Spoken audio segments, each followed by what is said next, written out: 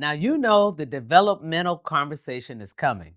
Are you prepared for that conversation? Believe you were born to win. It's your right to win. Claim it, frame it, 'cause you were.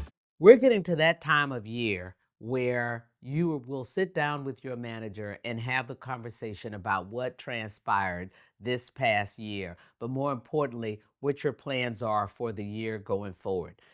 You want to be prepared for that conversation about the things that you want to happen in your career over the next year that will help you to advance and that will also be good for the organization.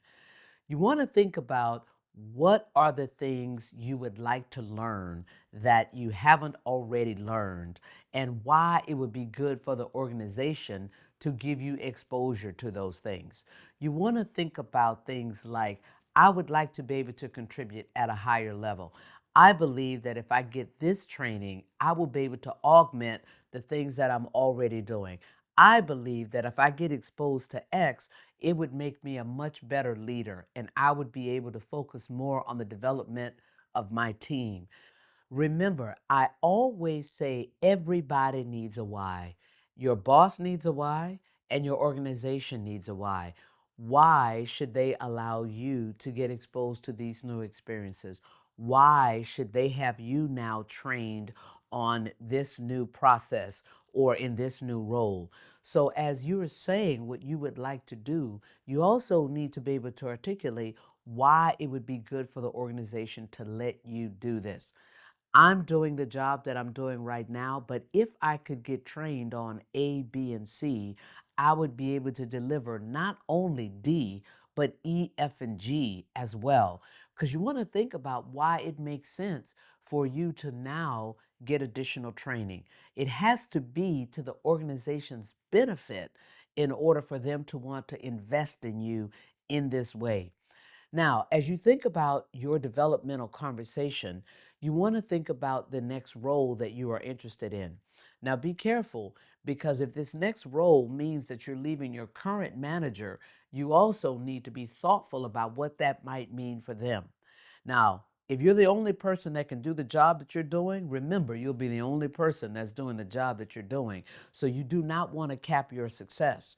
Perhaps if you think your manager will be sensitive to your leaving the organization, you might want to say something like, I have really enjoyed what I'm doing now, but I certainly want an opportunity to be able to contribute at a higher level.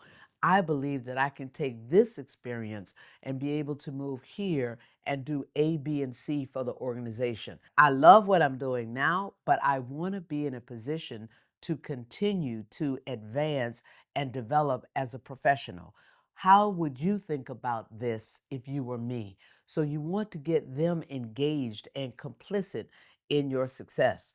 You might also want to ask your current leader what are the things they think you need to do in order to increase your contribution as a professional in the organization. Getting others to be a part of your success team is a very important thing to try to do while you're in a developmental conversation. Now, let's flip it. Let's say there are some things that your leader thinks that you really need to do to develop. Perhaps you are not performing at your highest level. If you're walking into one of those conversations, now you want to be in listen mode, really listen mode, and don't interrupt them until they are finished. And they may ask you something like, how are you feeling about that? Or what's your response to this? And if it's something that's shocking or worse, something that you really don't like, you want to respond.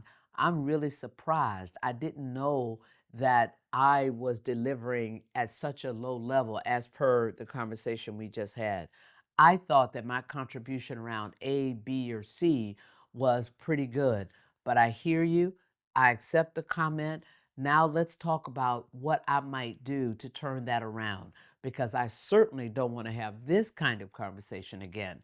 But you want to open the door and communicate that you're open to hearing the feedback, but more importantly, you are committed to changing it. Remember, a developmental conversation is a two-way street, but it's a two-way street where you make the first step around what you think needs to happen with respect to your overall development. Go get them.